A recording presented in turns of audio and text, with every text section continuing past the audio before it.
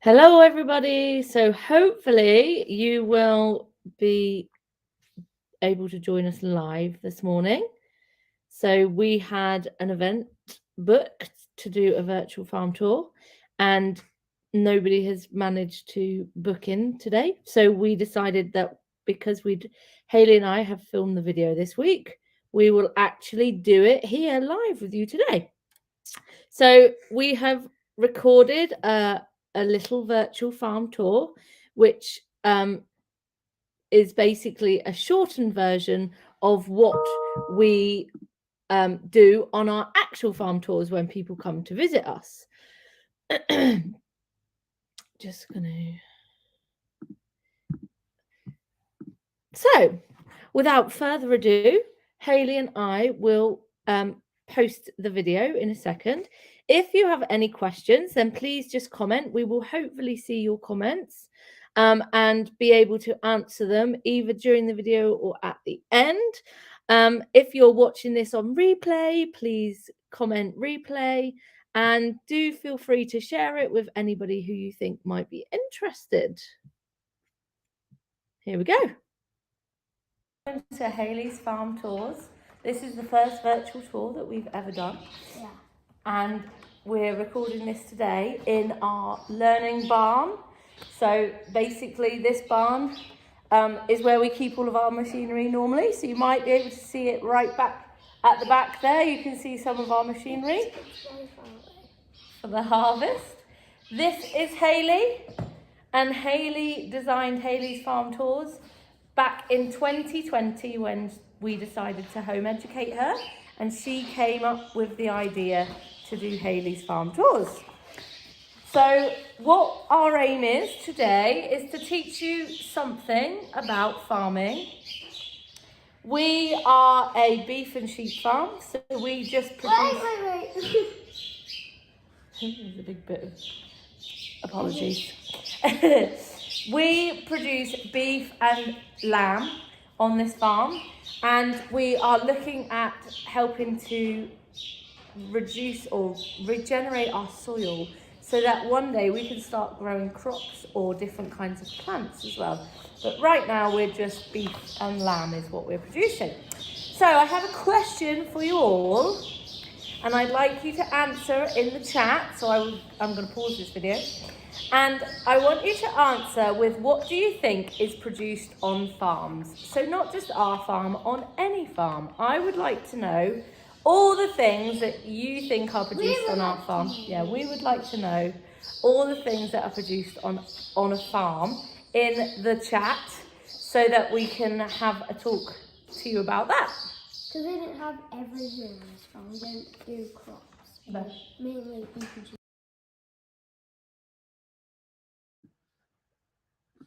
Okay, so the first question is, what do we produce on farms? So I would love to see some comments of what you think is produced on farms. I asked this question of everybody, and then in a minute we will answer with what we see that is produced on farms.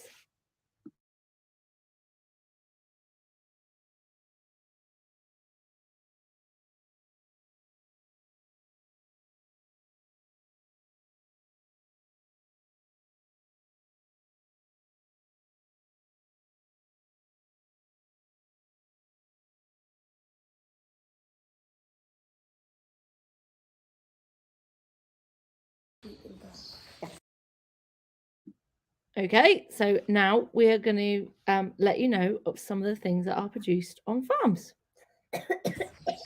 So, now you've done that, I want to see what you have put. So lots of people will have said food.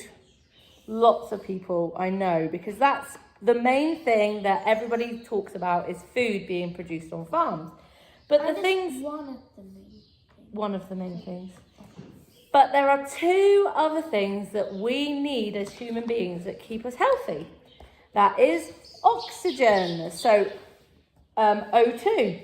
And oxygen is produced by photosynthesis, so it's produced in our plants So we are trying to help our plants be as healthy as they can to make sure that they are taking in as much carbon dioxide and breathing out as much oxygen as possible. So we're using our animals to do that.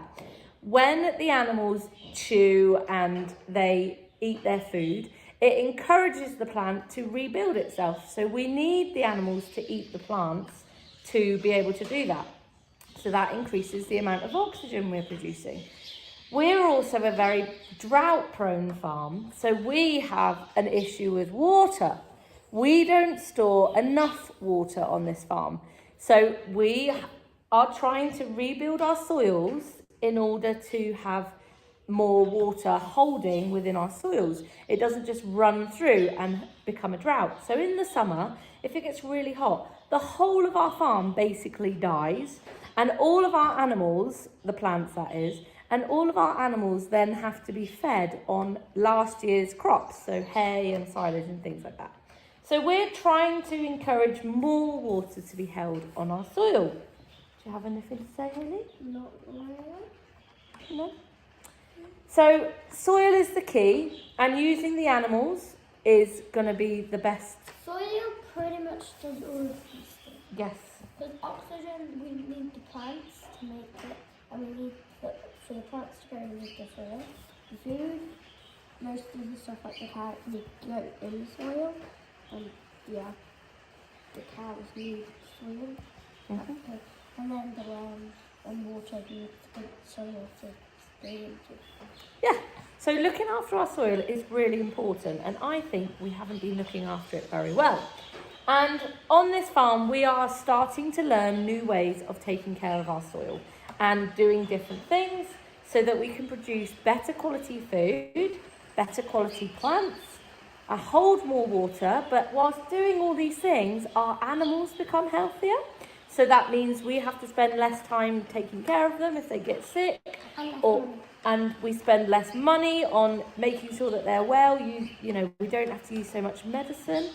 So using medicine is something that we're really trying to reduce on this farm, particularly antibiotics, so that it doesn't, keep going into our meat. We don't want lots of antibiotics in our meat if we can help it. So we're trying to reduce this all down. And one of the biggest things that we're doing to help our soil health is to stop using artificial fertiliser. So we've used artificial fertiliser in the UK since just after the Second World War, and it was because the country nearly starved. So there wasn't enough food after the Second World War in Britain. So the government encouraged farmers to use artificial fertiliser to make things grow really quickly. It was really good for them because they needed the food. Yes.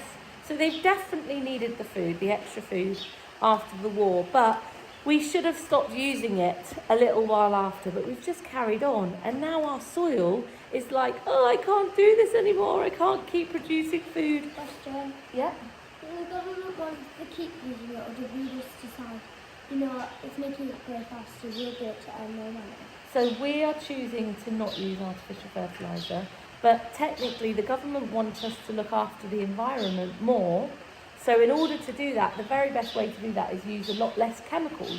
And artificial fertiliser would be classed as a chemical because it's made by human beings.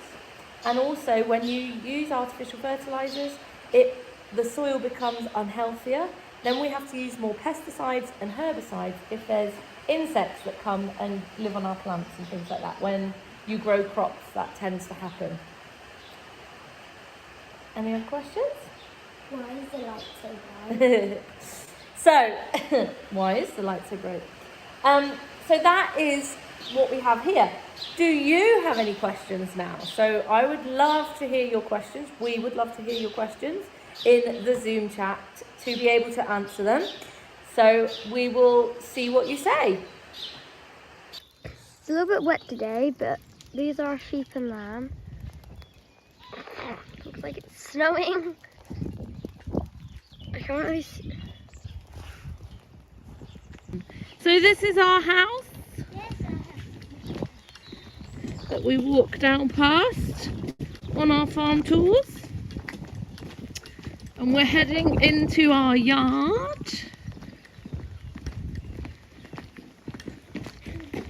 So this orange container here is where we get everybody to dip their boots. So we do that so that people don't bring on anything that could make our animals sick. So we dip our boots here and we wash our hands here. And then this is the rest of our yard. So we walk down through here and visit all the other animals. So a lot of children come and visit us and they love the poo pile. So here is the poo pile. We can't forget the poo pile. This is where our goats live. So this is Jerry and this is Bonnie. And there's some others in there as well, probably Hayley. Don't know where they are. This is where our guinea pigs live. So this is where we go and sit normally when people come and help us with or hold the guinea pigs. And I'll just put my phone. I don't know if anyone. Oh, there's one. You can spot him. And then we go around the corner into our other bit of yard.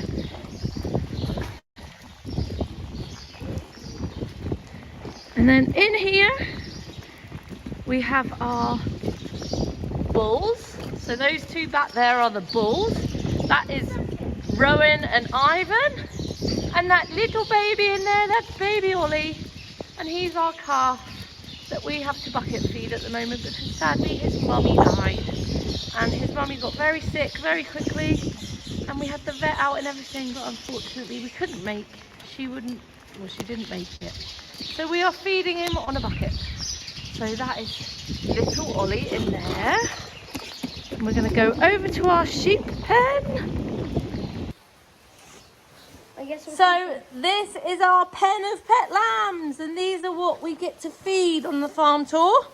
So normally we would have a bottle, so we will do the feeding in a minute when Hayley and I have finished doing the video. And we feed all of our baby lambs.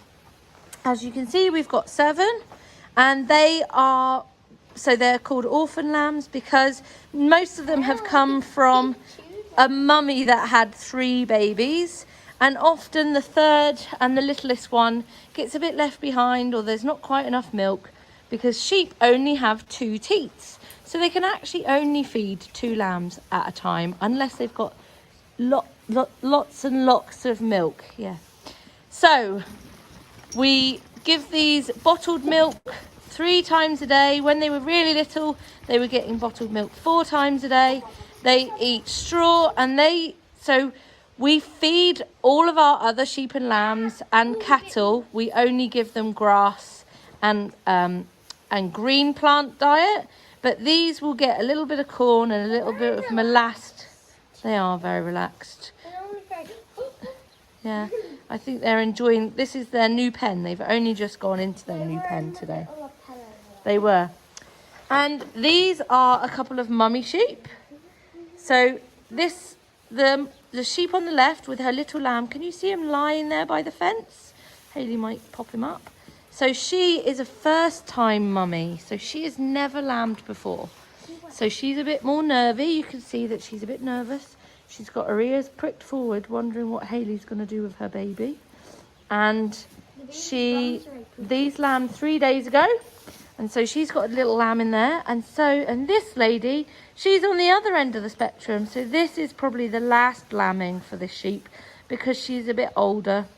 And actually, there's some signs that suggest that she probably won't do another lambing. So this will be her last baby that she's had. And just because she's older and she's done a really good job for us. So I don't know if any of you know the answer to this. No, she doesn't get so offended as the young sheep. So how many tummies do we think a sheep has or a cow has? So I would love you to write this in the comments as well. So the answer is sheep and cows have 4 tummies, and that's because they're called ruminants. So the ruminants basically they will eat their breakfast. So this is their breakfast in this basket here. They need a bit more. They've got hay. Yeah, they probably should. And they will eat their breakfast and then they'll spend the rest of the day chewing their cud. So this sheep basically will spit her breakfast back up and keep chewing it all day long. And that is what gets the most energy, vitamins and minerals and goodness out of the plant to make into milk and meat for us to eat. Oh, look, he's come over to see you. Oh, he's tiny. He is quite tiny. So cows and sheep are really important on our farm because they are producing meat and milk, but they're also helping us Mummy, can I hold him? to make more soil. So in order to make more soil, we need lots of poop, and we also use the straw. So you can see that the sheep is bedded up with straw, and we use the straw and the poop together to make a big heap. So we have a massive compost heap in our field. A dung pile? That The poo mountain you just saw walking in is where we put it, and then it goes out to the field. Yes. So the little poo mountain in the yard is the first step, and then it goes into the big field. And then when it has broken down in a couple of years' time, we will use a dung spreader and we will spread it all over the fields. And that is what is going to help us rebuild our soils. So when the cows and the sheep are in the fields, they're really important because their poo goes straight onto the soil. And the good bacteria from the soil, from the poo, helps to feed the good bacteria in the soil. I just noticed that I like boys' names with the beginning of O. Oh. Ollie and Oscar. Oh, yes. This is true. And so it's really important that we use our grazing animals to rebuild our soils. And then, like I said at the beginning, we're able to produce more food. We're able to hold more water and to clean our water as well. I didn't mention that. Water is filtered through the soil, so it cleans it out and create more clean air for us to have. And also the other part of that is the carbon goes back under the ground, which is where carbon should be, back under the ground. So this is the conclusion of our farm tour today. Thank you. Thank you for watching. And if you have any more questions, then we would love to answer them in the Zoom.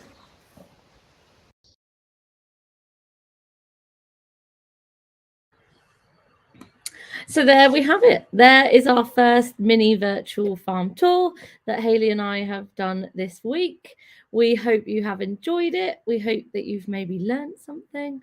If anything resonated with you and you would like to know more, please just either DM me or pop a comment under the post. There is a link to join Hayleys Farm Tour group, which is where we let people know about when you can come and visit us and book farm tours and things. As the holidays are coming up, if you have anybody that's coming down on holiday and would like to spend some time on a farm, we are booking those as and when people are staying and where they're staying and things like that. So if they're just passing by and they want to pop in, we can organise a pop-in farm tour, can't we? We've also got some home ed farm tours that we're hosting over the next few months, and they are funded home ed tours. So if anybody has family who are home edding and they would like to come and learn about a new farm or what's happening on a farm, then that would be great. And we hope to see you all soon. And is that it? Any comments, Hayley? No? Are we done? Thank you all very much for tuning in.